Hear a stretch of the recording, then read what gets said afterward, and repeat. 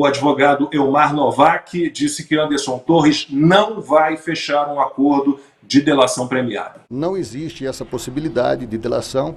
O que o Anderson vai fazer é cooperar para que se esclareça o mais breve possível os fatos que levaram aqueles odiosos atos de 8 de janeiro.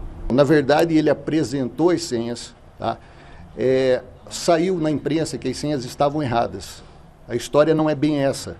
Com o laudo da Polícia Federal, que nós recebemos de modo sigiloso, nós também respondemos de modo sigiloso o porquê que houve uma falha técnica e colocamos à disposição que, caso o ministro determine o perito para ir lá, nós vamos agir de toda boa vontade para abrir, enfim, todas as informações que se precisa.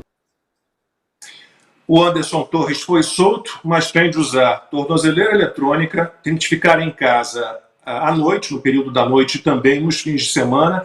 Foi afastado do cargo de delegado da Polícia Federal, teve o passaporte cancelado e está proibido de se comunicar com outros envolvidos nesse inquérito.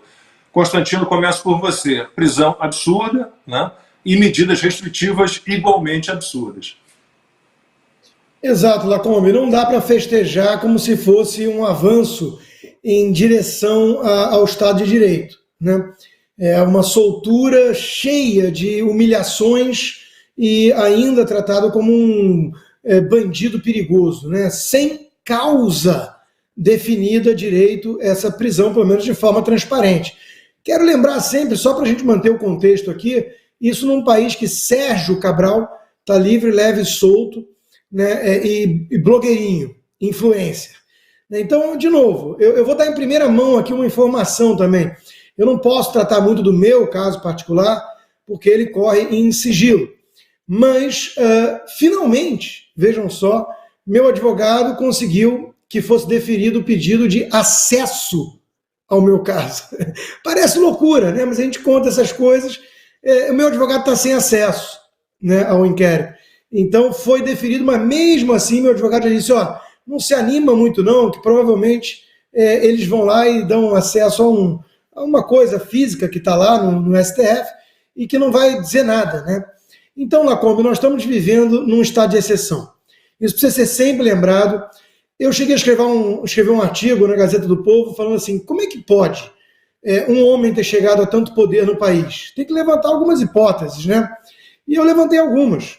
Ali, principalmente depois daquele episódio lamentável também e um tanto humilhante, onde um par do ministro Alexandre de Moraes, um igual do Supremo Tribunal Federal, o ministro indicado por Jair Bolsonaro, no voto em relação ao caso do Daniel Silveira, foi interpelado, interrompido pelo ministro Alexandre e de maneira grosseira, como se tivesse ali uma hierarquia, né, como se ele fosse um subalterno do ministro Alexandre. E isso me levou, então, a escrever esse artigo. Por quê?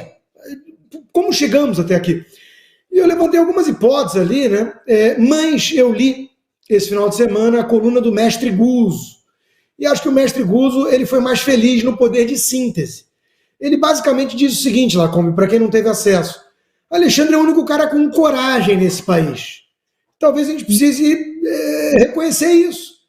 É apontado para a direção errada. A bússola moral dele, sem dúvida, não é a minha, e a Constituição, que ele deveria ser o guardião, sem dúvida, não é a brasileira. Mas ele é um cara com coragem. Ele não está nem aí para a opinião pública, em que pese todo o apoio da imprensa, da velha imprensa, né, passando pano. Agora, um ou outro editorial aí, o Estadão, né, começa a ficar incomodado. Mas até aqui, todo mundo aí quase na mídia achando legal brincar de tirania, porque o alvo era bolsonarista, né? Mas mesmo agora que a imprensa começa a fazer uma crítica aqui e acolá, ele não liga muito para isso, não. Opinião pública, povão, ele não liga para esse troço. Ele não tem medo do PT. Já ficou claro que ele não é um petista, mas ele não tem muito medo do Dirceu, não. Medo de militar, você está brincando comigo, né? Ele sabe que a turma vai no máximo se reunir para pintar asfalto.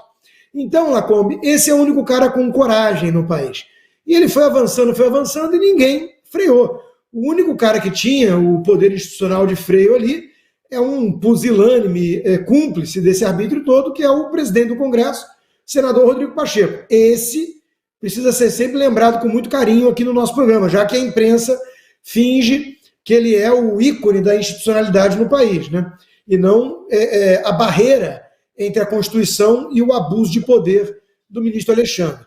Então, Lacombe, estamos nessa situação. Soltura do ex-ministro Anderson Torres, que foi preso sem sabermos direito os motivos, não estava nem no país, ao contrário do Sombra do Lula, o general do GSI que estava ciceroneando terroristas, segundo a Rede Globo e o PT, né? E agora ele é solto, mas com requintes de crueldade, né? De humilhação, para mostrar quem manda. E veja, é o óbvio ululante, mas o advogado faz o papel dele. Não, acreditamos na justiça, respeitamos. Não vai falar outra coisa. Sabe que todo o poder emana do ministro Alexandre de Moraes.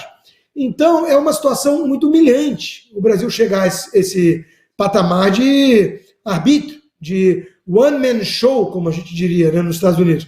É um sujeito dando as cartas. E aí ele resolveu, assim como ele resolveu no Dia das Mães, né, no Dia das Mulheres, no Dia das Mães ele podia ter soltado mais algumas mães. Ele, no Dia das Mulheres, resolveu soltar algumas mulheres. Aí agora ele resolveu soltar o ex-ministro Anderson Torres. Ele resolveu permitir que o meu advogado tivesse acesso, talvez a uma parte aí do meu inquérito.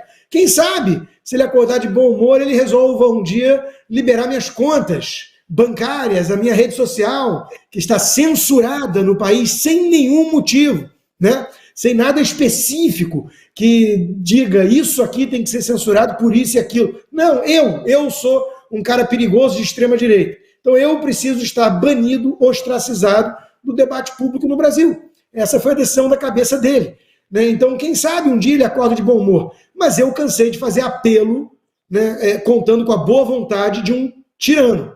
Eu prefiro defender e continuarei defendendo até os últimos dias da minha vida o Estado de Direito, que claramente não temos no Brasil de Alexandrina.